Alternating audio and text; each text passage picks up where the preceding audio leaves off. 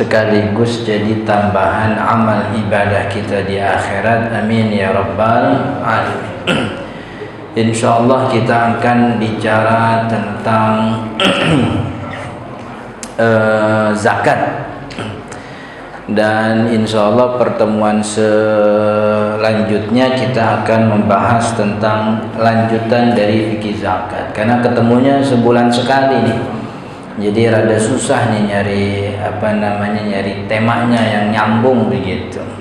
Saya biasa ngajarin fikih, jadi kalau ngajar fikih pakai kitab tuh paling lama ketemunya seminggu sekali, karena biasanya yang ngajarin santri, mahasantri begitu. Kalau majelis taklim juga seminggu sekali gitu pakai kitab. Jadi kalau yang bulanan ini rada susah nih. Yang paling mungkin kita bahas tentang zakat. Jadi insyaallah zakatnya kita berlanjut sampai pertemuan selanjutnya. Karena masalah zakat ini potensinya besar, ilmunya jarang. Jadi banyak di antara muslim yang nggak tahu harta mana yang wajib dizakati gitu. Jadi banyak di antara kita tuh banyak yang tahu zakat kontemporer aja, tapi zakat klasiknya nggak tahu. Padahal zakat kontemporer yang ada banyak di lembaga zakat itu lahir dari zakat klasik, kan ya? Kayak orang lebih kenal zakat profesi dibanding zakat barang dagangan misalnya, kan ya. Padahal zakat profesi ini zakat kontemporer, zakat baru istilahnya begitu, yang di Al-Quran tidak disebutkan, dalam hadis Nabi tidak dijelaskan, dalam kitab-kitab ulama pun tidak ada keterangannya. Nah, ini zakat modern begitu, zakat kontemporer.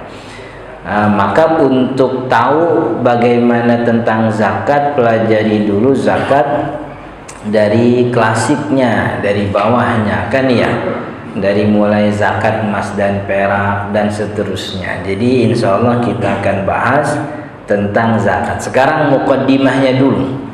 Muqaddimahnya bahwa ternyata Allah hanya mengambil sedikit daripada harta kita. Jadi harta yang diwajibkan oleh Allah untuk dikeluarkan sebagai zakat itu sedikit, jenisnya tertentu, waktunya tidak tiap terulang, artinya tidak selalu, kemudian nilainya pun ditentukan, tidak banyak begitu, dan diberikan kepada orang tertentu. Maka kemudian ini jadi definisi. Jadi definisi zakat, ada salah seorang ulama yang punya definisi zakat. Ini definisi zakat dari kalangan Imam Ahmad bin Hanbal. Sebenarnya mazhab 4 ini mendefinisikan zakat mirip-mirip, cuman saya lebih suka definisinya ulama Hambali.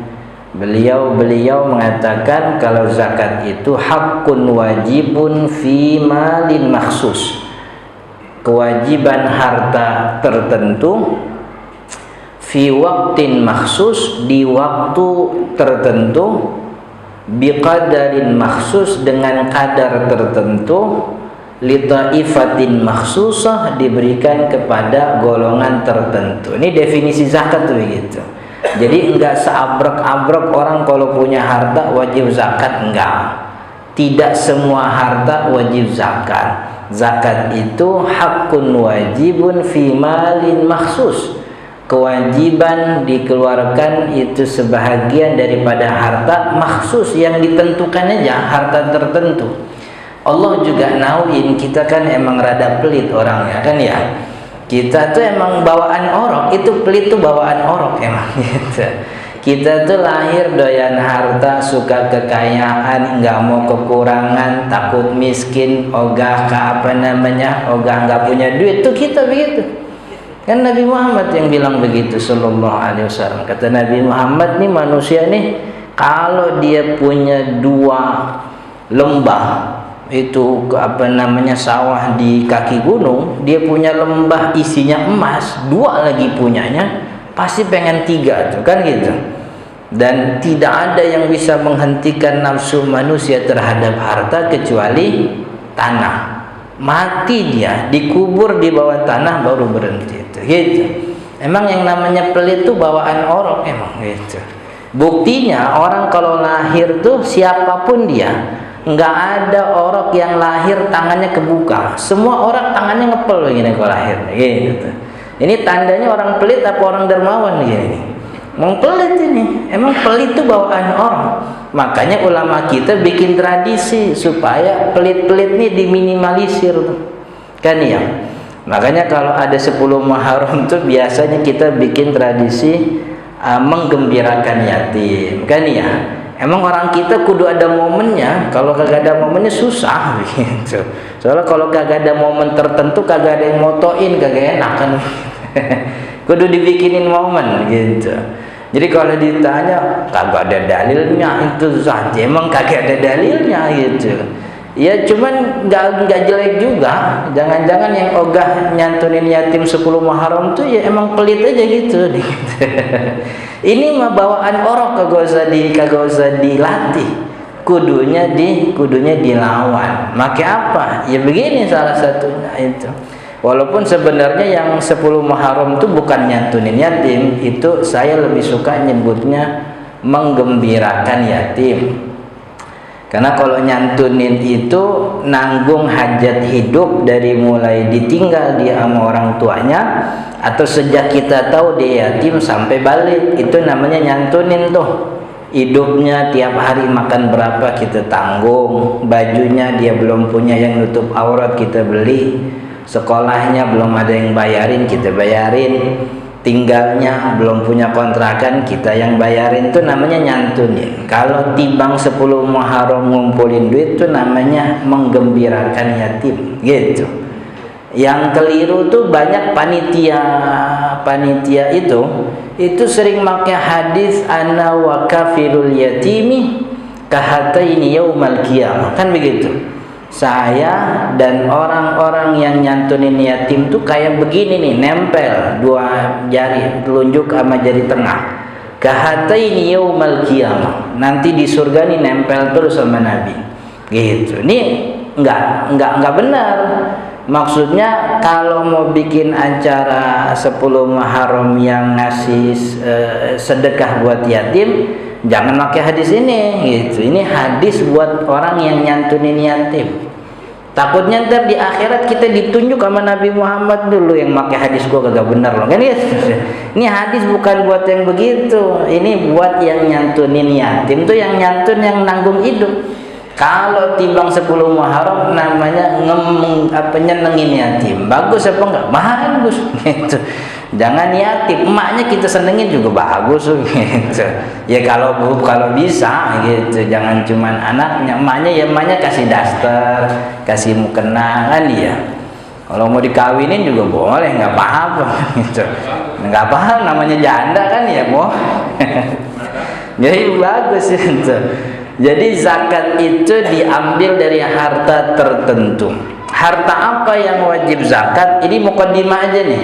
Ntar kita sebutin, tapi ntar zakat satu persatu kita jelasin di pertemuan-pertemuan akan datang. Jadi kan tadi definisinya zakat itu diberikan kewajiban pada harta tertentu, waktu tertentu, dengan kadar tertentu kepada kelompok tertentu. Apa aja nih harta yang ditentukan oleh Allah sebagai kewajiban zakat? Ada 5 harta yang disepakati bahwa ini wajib zakat. Cuman 5 aja. Pertama, emas dan perak. Emas dan perak itu dulu Nabi Muhammad nyebutnya dinar sama dirham gitu. Dinar sama dirham. Dinar itu cetakan uang yang terbuat dari emas, dirham itu uang yang dicetak dari perak gitu. Maka sebab itu sekarang karena uang kita tidak lagi terbuat dari emas. Zaman dulu sih BI ngeluarin duit ada jaminan emasnya kan ya. Tahun berapa tuh? Jadi duit kertas yang dikeluarin Bank Indonesia itu punya jaminan emas. Kalau sekarang nggak ada. Sekarang tuh cuman kertas dinomorin doang sama tanda tangan gubernur BI, udah gitu. Itu kan ya. Itu apa namanya, duit lecek begitu, hilang nomornya atuh aja udah gagal laku itu. Nggak laku. Jadi walaupun sekarang uangnya tidak berbentuk emas lagi, tapi ini sah sebagai alat tukar. Dan uang ini sekarang menjadi simbol kekayaan sebagaimana dulu dinar dan dirham.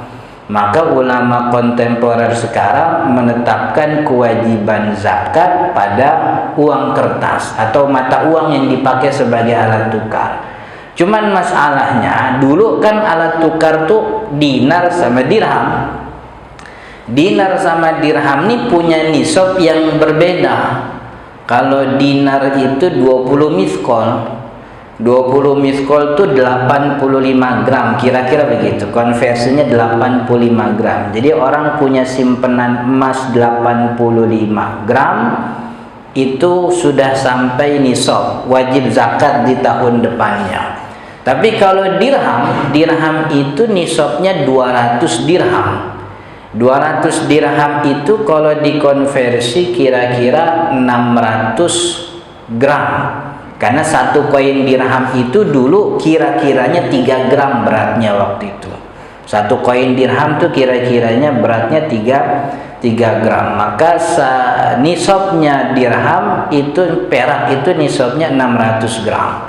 Nah 600 gram perak sama 85 gram emas itu kan beda. Harganya jauh kan ya. 85 gram emas itu kan kira-kira 70 juta. Tapi kalau 600 gram perak itu murah itu. Karena 1 gram perak itu kan 12.000 apa gitu. Jadi murah itu. Jadi 600 gram itu mungkin 4 juta 5 juta gitu. Nah, ulama sepakat bahwa mata uang kita, rupiah, dolar, apa yang dipakai sebagai mata uang kena kewajiban zakat mengikuti hukum nakdani. Nakdan itu emas dan perak, dinar dirham. Cuman diperselisihkan, ini uang kita ini nisabnya ngikutin emas apa ngikutin perak gitu. Jadi perdebatan tuh dari dulu tuh. Kalau ngikutin emas jadi yang zakat dikit, karena yang punya nyimpen 70 juta kan ya ada sih, menjarang begitu. Sekalinya ada anggota dewan kan ya ditagih zakat, ogah dia kagak mau. Orang zakat kagak jadi suara kan, kalau ada zakat dapat suara boleh kali begitu, kali begitu. Gitu. Itu tapi kalau nisab uang tuh kita samakan dengan perak, wah ini bagus, dari satu sisi bagus karena banyak yang bayar zakat. Akhirnya miskin sejahtera dah begitu bahasanya.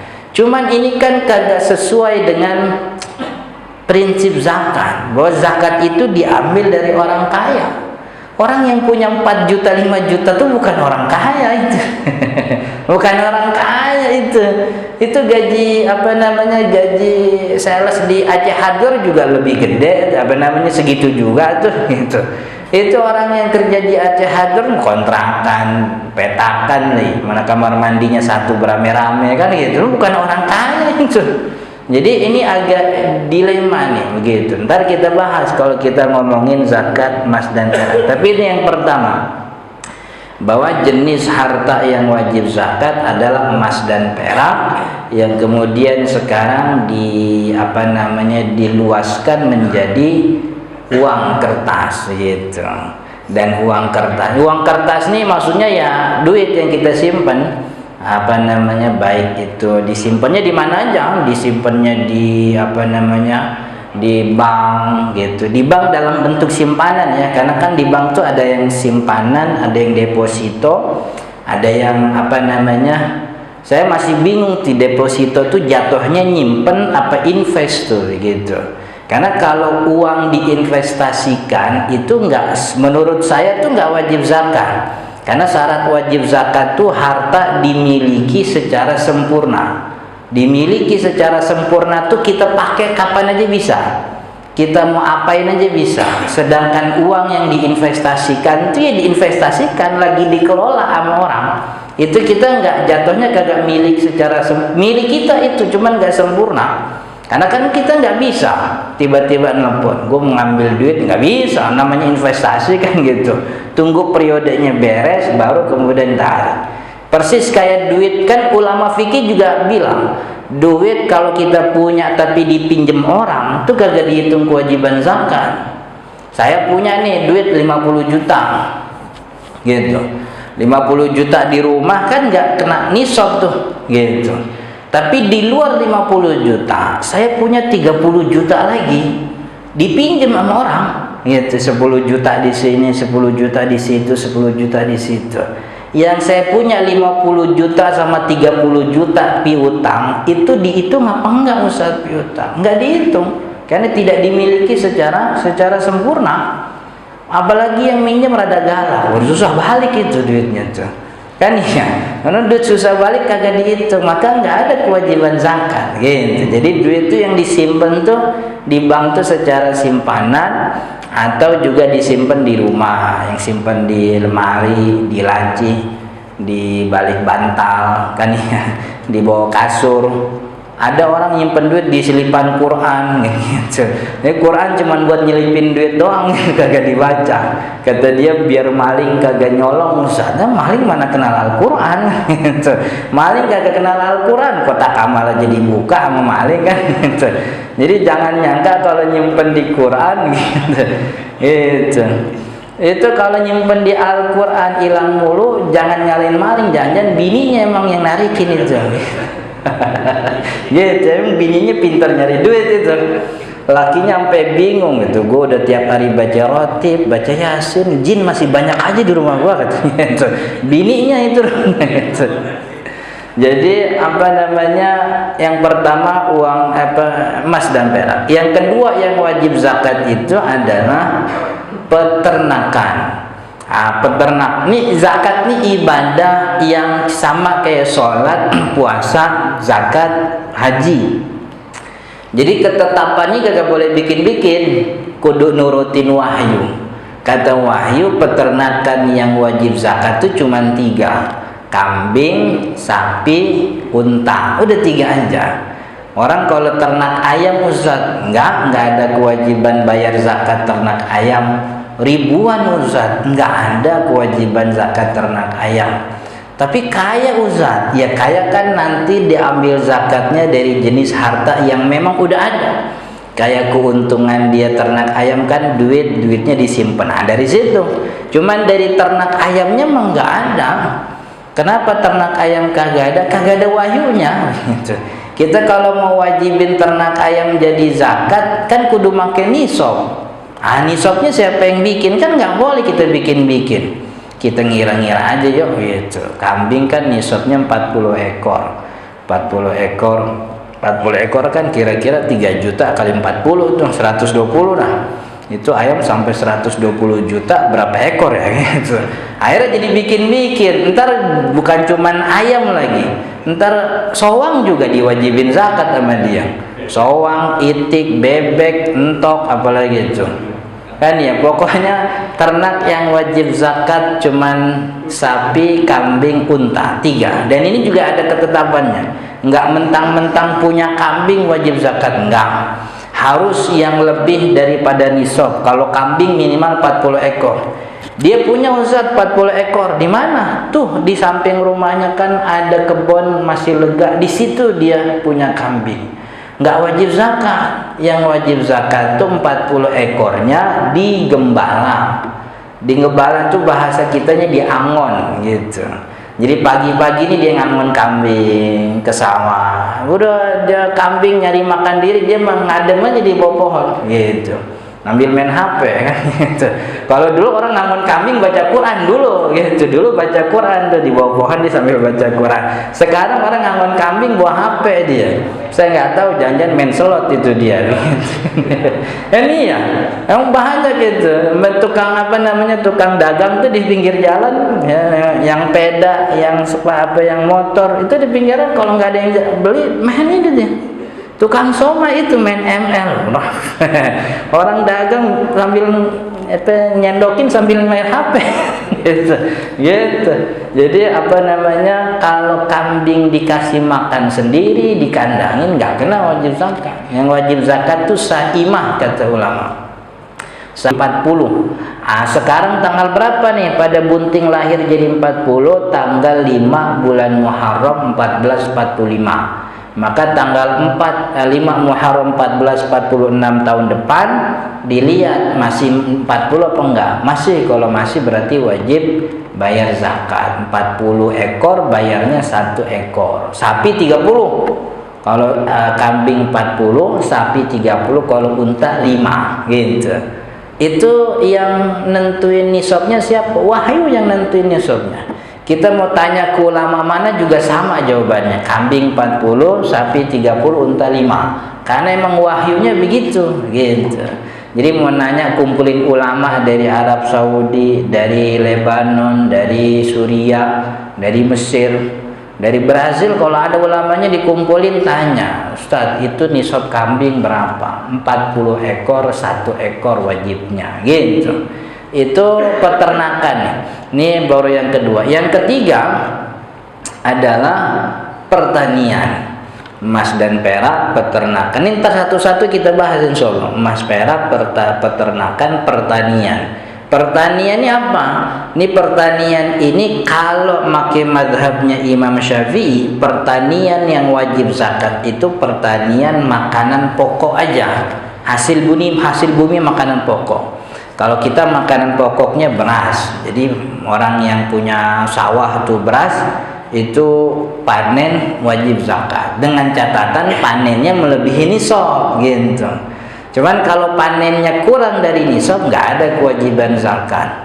Dan memang zakat nih dari awal Nabi Muhammad berbilang zakat nih diambil dari orang kaya. Maka nisabnya itu juga memberikan spesifikasi khusus bahwa orang kalau nyampe nilai ini nih emang orang kaya gitu. Nisabnya tuh 5 wasak kalau pertanian. 5 wasak tuh kalau dikonversi sekitar 542 kg. 524 kg itu kan harus dihasilkan dari tanah yang ya minimal puluhan meter begitu. Artinya kalau petani yang punya sawah sendiri cuma 5 kali 5 meter, 10 kali 5 meter, kan ya, rumahnya juga gubuk, makan dari beras dia panen sendiri, kadang-kadang masih punya utang begitu, nggak ada kewajiban zakat. Yang kena kewajiban zakat tuh industri besar kan ya, yang sawahnya tuh hektaran kan ya, sekali panen 5 ton, 17 ton dan seterusnya gitu. Nah, tapi ada pandangan ulama lain namanya Imam Abi Hanifah bahwa semua hasil bumi kalau dia tanam sendiri, sengaja dia tanam sendiri, kena kewajiban zakat. Yang penting ada buahnya, ada buah yang bisa dimanfaatkan. Entah itu buah, entah itu sayuran, pokoknya kalau dia tanam sendiri kena wajib zakat. Itu Imam Abi Hanifah. Jadi orang kalau punya pohon duku di rumahnya, dulu dia nanam dari anaknya kecil gitu sampai sekarang, itu panen kena wajib zakat gitu. Dan Imam Abi Hanifah nggak pakai nisab. Pokoknya panen segitu diambil dari situ 5%. Kalau Syafi'i pakai nisab. Kalau udah nyampe nisab kemudian bayarnya sesuai diairi sendiri apa pakai air hujan. Kalau dia ngairin sendiri, dia pakai irigasi, dia pakai ini, dia pakai itu, maka bayar 5%. Kalau dia nggak pakai irigasi, dia artinya air hujan aja gitu, ngandelin air hujan tuh 10%. Nah, ini dari sini kemudian muncul zakat profesi. Dari zakat pertanian ini jadi seperti orang yang prinsipilnya ada, badannya dia punya, tapi badannya itu mengeluarkan jasa. Prinsipilnya punya dia, ini tanahnya, nggak dijual, dan tanah ini menghasilkan benda yang dari situ dia menggapai kekayaan. Maka beberapa ulama yang mewajibkan zakat profesi itu syarat-syaratnya dimiripin sama zakat pertanian. Tapi kalau di Indonesia agak mix. Jadi zakat profesi itu antara zakat emas perak dan pertanian gitu.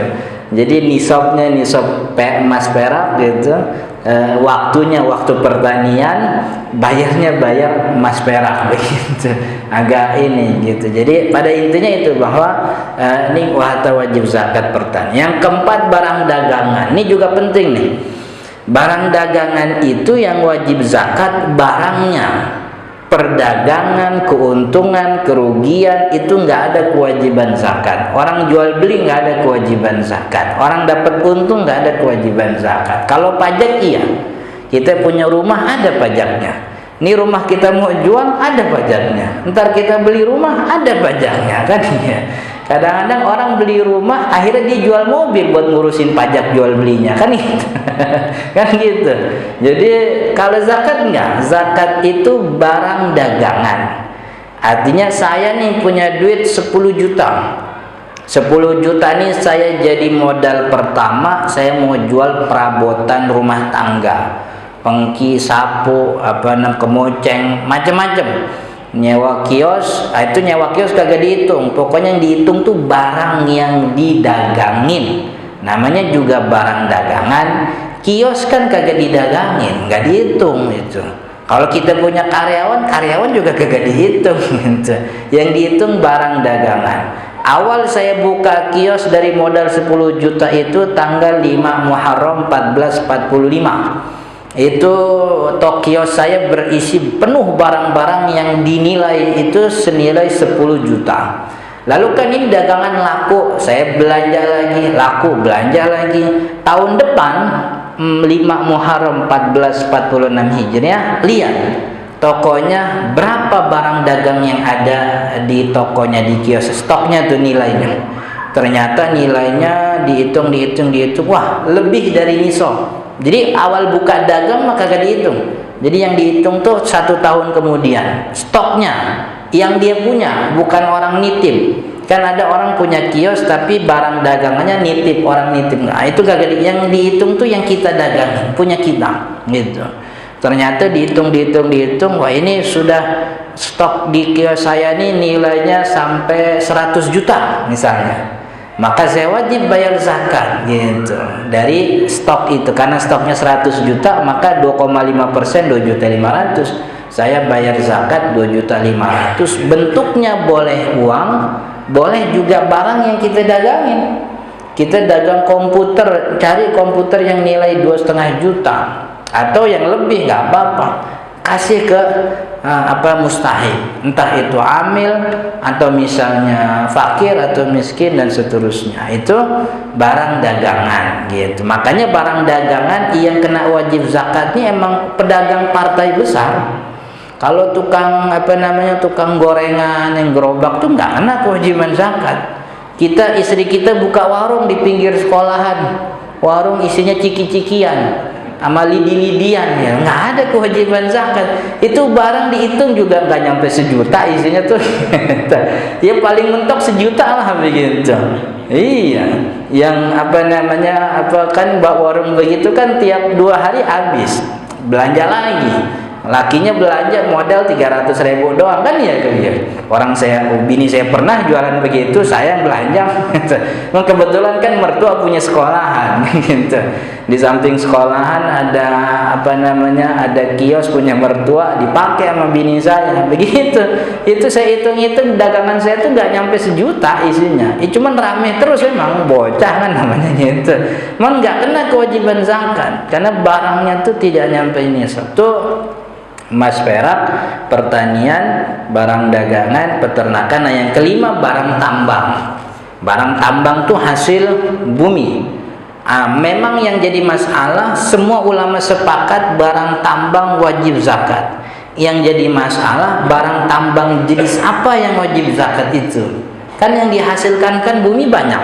Ada timah, ada kuningan, ada batu bara, ada emas, ada perak, ada minyak dan seterusnya. Kata Imam Abu Hanifah, semuanya hasil tambang kena kewajiban zakat. Tapi kata mazhab Imam Syafi'i, yang kena kewajiban zakat hasil bumi yang berupa emas dan perak aja. Jadi yang nambang emas, yang nambang perak kena kewajiban. Bedanya emas perak secara harta dengan barang tambang. Kalau barang tambang kagak ada haul. Segitu dia nambang, waktu itu wajib zakat. Katakanlah ada perusahaan yang nambangnya per periode, per semester, 1 semester 6 bulan. Ini 1 semester hasil tambangnya berapa nih? Hasil tambangnya 17 ton, 20 ton. Maka bayar 20%. Nah, 20% kalau barang tambang, 20% dari barang tambang yang dia tambang itu, berarti kalau 20 ton, 20%-nya berapa tuh? 4 ton gitu. Nah, dan ini 5 nih. Selain 5 ini, kewajiban zakatnya diperdebatkan. Katakanlah perhiasan, kemudian ternak madu disebutkan oleh ulama. Orang yang ternak lebah, yaitu kata Imam Abi Hanifah wajib, tapi kata mazhab Imam Syafi'i enggak. Kemudian apalagi perhiasan, ternak madu, saya pikir cuman ini aja kalau klasik. Cuman yang modern kan banyak nih. Yang modern kan banyak, tapi yang disepakatin 5. Ini 5 ini harta ini kalau kita kumpulin ulama sedunia semua bilangnya sama. Iya, wajib zakat. Semua sepakat gitu. Nah, kemudian masuk ke yang kedua, fi waqtin makhsus.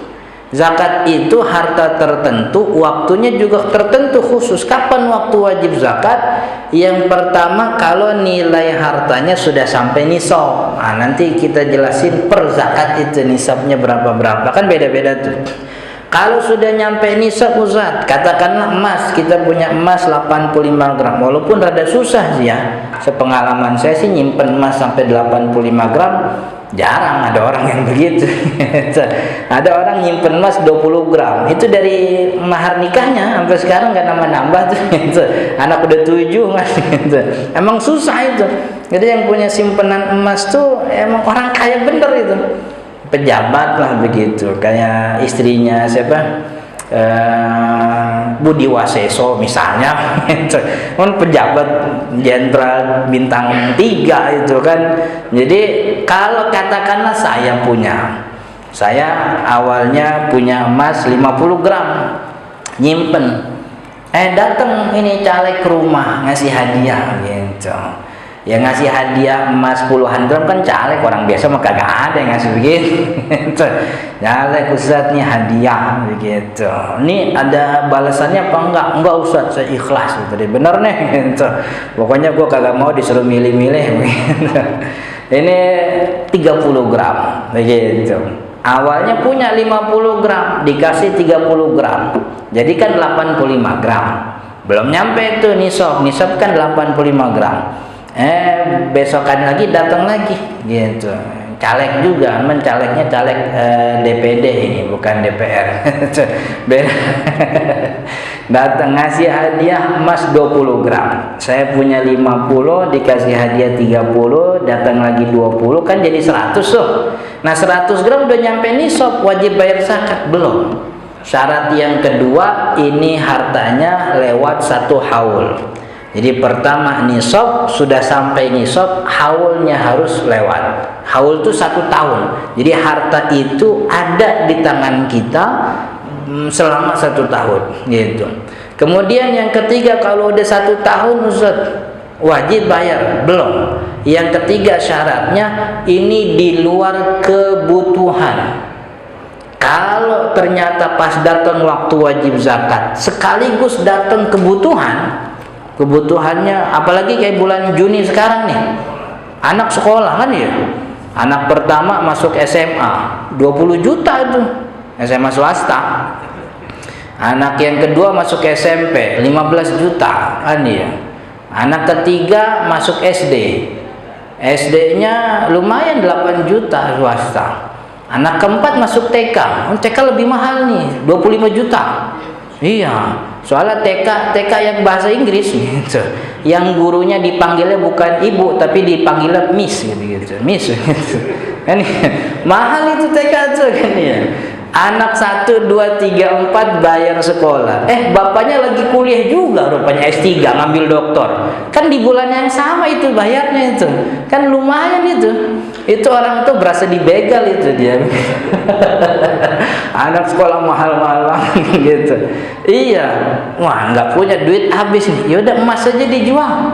Nah, emas yang tadinya nyampe nisab berkurang. Gara-gara ada kebutuhan, dikurangin dulu. Kalau dia berkurangnya, nisabnya masih terjaga, punya 100 gram, yang dijual cuma 10 gram, kan 90, masih nisab, wajib zakat. Tapi kalau yang dijualnya banyak karena kebutuhan banyak, berkurangnya jadi 70 gram, berarti hilang, udah nggak ada kewajiban zakat. Kemudian yang ketiga yang nisab haul, yang ketiga di luar dari kebutuhan. Nah, yang keempat ini dimiliki secara sempurna. Tadi sudah kita singgung. Maka kalau 4 ini terpenuhi, sah wajib bayar zakat gitu. Kalau udah zakat Ustaz, yang ketiga kata ulama biqadarin maksus, bayar zakat itu dengan nilai khusus, nilai tertentu, enggak serampangan gitu. Kita punya duit 100 juta, gue mau zakat nih 10 juta. Enggak boleh.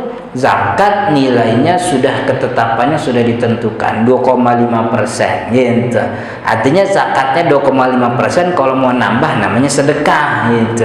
Artinya gue dengerin Ustadz zakat pakai hitung-hitungan, emang zakat menghitung gitu.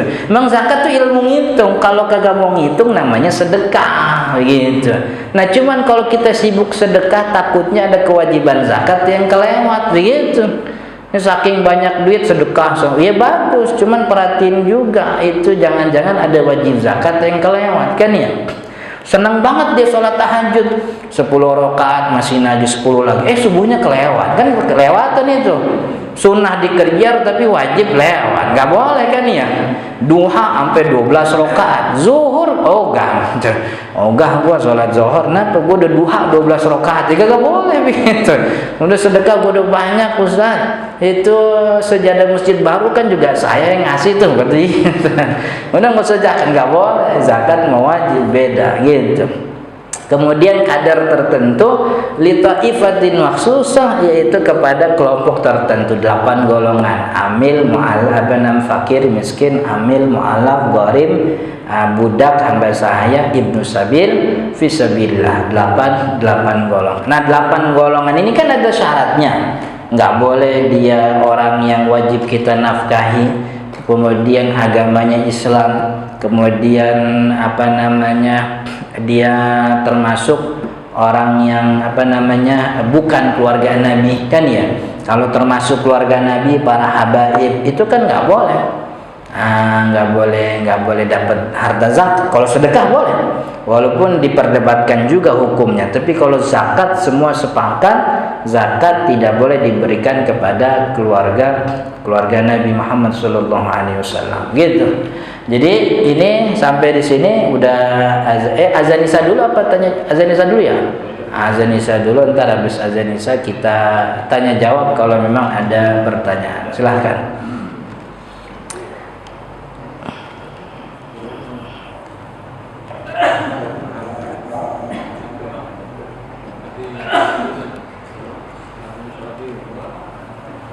Illallah Muhammadur Rasulullah sallallahu alaihi wasallam. Allahumma rabb hadhihi da'wah suratul qayyim.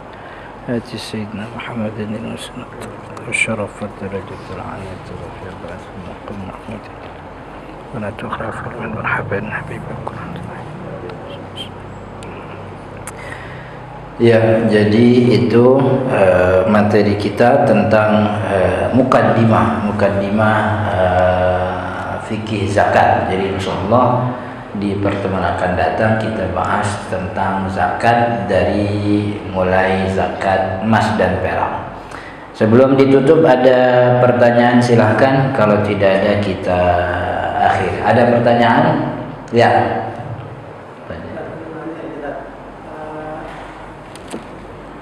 Kita kan biasanya ngumpulin zakat di masjid. Petugas yang mengumpulkan zakat ini apakah dia termasuk amil atau bukan? Ya. Terus kalau dia itu amil, berapa dia dapat? Ya. Terus yang kedua, buat zakat fitrah, kita kan menerimanya sampai biasanya takbiran. Takbiran itu kita masih menerima, terus menyalurkannya itu apakah boleh setelah lewat Lebaran, sholat Id. Ya. baginya itu aja boleh karena kita ngajarin selama ini kayak gitu nggak semua kali menyalurkan, akhirnya kita Habis sholat atau lepas sholat atau besoknya baru kita sampaikan ke yang paling menerima. besokannya tuh hari kedua maksudnya. Iya, biasanya kita nitip ke lain yang akan keluar disampaikan zakat fitrah. Yang pertama amil. Jadi amil ini adalah orang yang diangkat oleh penguasa. Amil itu adalah kalau bahasanya tuh man ista'malahul qadi li akhdhi zakati wa tafriqiha li mustahiqiha. Orang yang dipergunakan oleh qadi.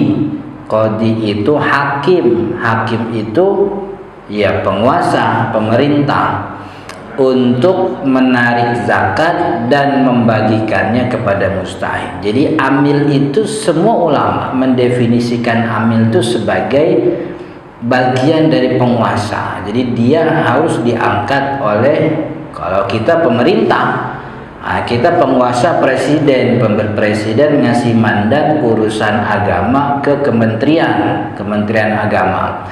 Kementerian Agama punya badan namanya Badan Amil Zakat. Nah, orang yang punya surat dari Basnas itu amil. Kalau di sini satu aja di antara pengurus ada yang punya surat dari dari Basnas sebagai amil, maka berarti punya amil nih. Masjid ini punya amil. Nah, amil tuh punya kuasa untuk ngoplos itu. Jadi orang zakat nih, ada yang bayar zakat 2 juta, di sana bayar zakat 5 juta, itu dioplos. Boleh itu kalau amil tuh. Di miskin ada berapa? Ada 15, kok gue bagi 500 ribu dah gitu. Itu hak amil boleh. Tapi kalau panitia zakat itu bukan amil gitu. Panitia zakat itu bukan amil karena dia tidak diangkat oleh penguasa, angkat oleh kita aja, maksudnya biar ngurusin kan ya. Lagian kan panitia zakat biasanya ada pembubaran ntar habis lebaran. Pembubarannya jalan-jalan lagi puncakan begitu. Masa amil dibubarin kan gak? Amil dibubarin. Jadi panitia zakat bukan amil gitu. Jadi panitia zakat bukan amil, tapi boleh nggak Ustaz ada panitia? Ya boleh. Itu nolongin. Nah, karena sebegitu dia terima, sebilangnya amil, kita panitia bukan amil. Sebegitu kita terima, sebegitu kita kasih ke fakir miskin. Orang ngasih beras sekarung nih, buat anggota keluarganya 5 orang misalnya. Yang kayak gitu boleh tuh dipecah 5 gitu. Cuman jangan dicampur sama yang lain gitu. Atau sekarung langsung kita kasih fakir, gak ada masalah. Yang penting jangan dicampur sama muzaki yang lain. Gitu. Jadi kita panitia insya Allah dapat pahala karena bantuin orang ibadah. Sebegitu kita terima, sebegitu kita kasih gitu. Lalu kalau zakat fitrah bagiinnya sampai kapan? Karena kita bukan amil, panitia, maka orang belum dikatakan bayar zakat ketika dia nyampe masjid. Beda kalau amil. Saya amil nih. Saya di sini nih amilnya di masjid Al-Hidayah.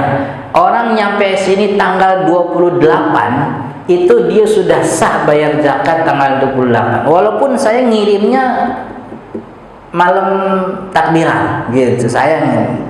Jadi kalau orang ngasih ke amil, itu dia udah bayar zakat. Tapi kalau dia nitipin ke panitia, itu dia belum dikatakan gugur kewajiban zakat sampai ini beras nyampe ke fakir miskin gitu.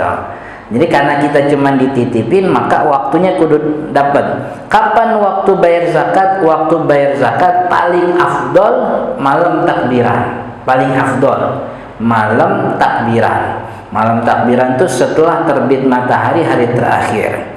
Kemudian kalau habis sholat boleh gak? Boleh. Habis sholat id boleh. Sampai kapan waktu boleh? Sampai zohor. Habis zohor masih boleh. Habis zohor masih boleh, cuman makruh. Habis zuhur nih hari pertama lebaran nih.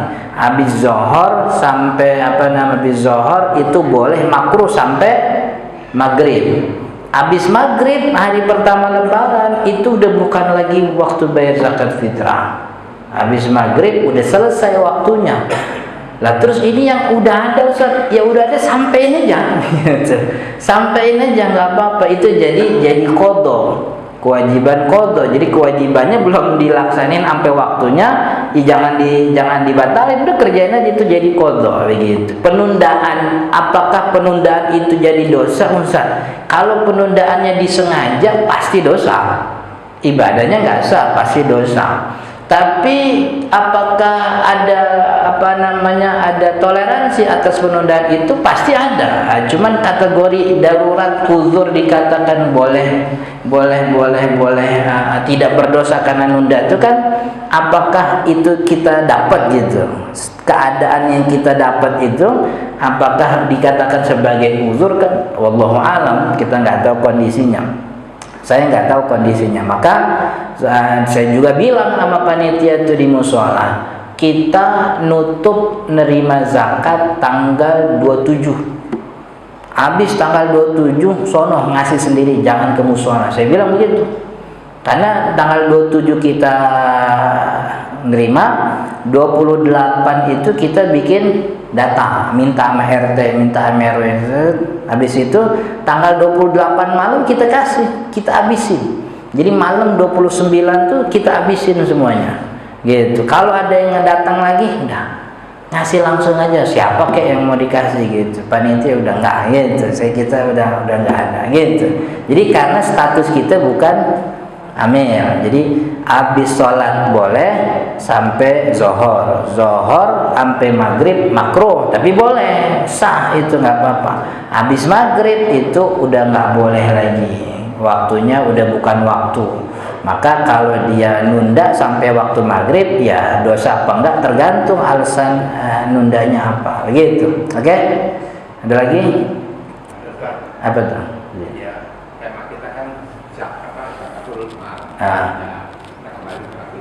Ya. Sekarang kita punya emas 1 on, kan setelah nisab saya kena. Emang 1 on berapa? Oh 100 gram. Sama dia disimpan. Dia ada Ya. yang mengatakan kalau disimpan tahun depan kena lagi. Ya. Tahun depan kena lagi terus. Sebab Islam tidak boleh ada penyimpanan. Ya. Pertama, yang kedua masalah dagang dengan awalan 200 miliar tahun depan jadi 2 miliar kita kena. Yang 9 pertama udah bayar, tahun kedua 2 miliar, dia 2 miliar. Tahun ketiga 3 miliar, dia 3 miliar. Ya. Ada yang pendapat begitu gimana? Jadi kita punya emas nih 100 gram, wajib bayar kalau udah lewat 1 tahun nih. Kalau dia bayarnya pakai duit, kan 100 gram wajib bayarnya 2,5 gram. 2,5 gram tuh kira-kira di 4 juta lah gitu ya, kita bayar 4 juta. 4 juta kita bayar, tahun depan kita bayar yang sama. Karena emas yang jadi pokok zakatnya kagak berubah, 100 gram aja kan ya. Kalau kita bayar zakatnya pakai emas 100 gram, kita ambil 2,5 gram kan jadinya 75 gram 97. Saya nggak pernah punya 100 gram emas, saya bingung ya. 97,5 gram. Berarti kan tahun depan zakatnya bukan 2,5 gram lagi, berkurang gitu. Makin lama ditarik berkurang. Tapi kalau kita bayarnya pakai duit, emasnya tetap 100 gram. Ya tiap tahun kita bayar nilai yang sama, begitu. Karena emas yang dihitung kan emas itu, gitu. Makanya zakat itu memang bagusnya dengan harta yang wajib zakat. Kalau mau pakai duit enak Ustaz, ya nggak apa-apa. Cuman konsekuensinya tahun depan tetap wajib bayar dengan nilai yang sama, gitu. Sama ini juga nih barang dagangan. Saya buka awal dagang 5 Muharram, maka 5 Muharram tahun depan itu periode wajib pertama. 5 Muharram tahun depan lagi bayar lagi gitu, tergantung. Pokoknya ini 1 tahun udah beres nih saya bayar nih. awal buka Tokyo saya isinya cuma 10 juta. Pas udah lewat 1 tahun jadi 100 juta. Saya bayar dari 100 juta. Tahun depan 1 tahun lagi kios saya isinya 200 juta. Maka saya wajib bayar 2,5% dari 200 juta. Tahun depannya lagi kios saya makin gede 300 juta isi stok barangnya. Saya bayar dari situ. Gitu. Jadi emang seperti itu per tahun. Jadi tahun ini bayar, tahun ini mulai lagi. Tanggal 5 bayar, ini juga mulai jalan haul sampai tahun depan bayar lagi. Gitu. Kalau sebelum haul dia bangkrut Ustaz tutup, ya udah nggak ada kewajiban zakat. Kan kewajiban zakat ada hartanya. Kalau nggak ada harta enggak. Gitu. Jadi kalau kita sepanjang umur nggak kena kewajiban zakat, tenang aja nggak apa-apa, nyantai aja. Memang yang namanya kewajiban zakat mah ada syaratnya. Gitu, ada syaratnya nggak nyampe nyantai aja gitu. Makanya kita punya yang namanya sedekah, ada wakaf, ada yang lain-lain untuk menutupi. Artinya masa iya gue sepanjang tahun kagak bayar nih gitu, nggak nyampe gue sedekah aja dah gitu. Jadi ini apa namanya kewajiban zakat. Oke? Udah ya, udah waktunya komen. Saya mohon maaf jika ada kata yang kurang berkenan. Kita tutup dengan kafaratul majlis. Subhanakallahumma bihamdika asyhadu an la ilaha illa anta astaghfiruka wa atubu ilaik. Assalamualaikum warahmatullahi wabarakatuh.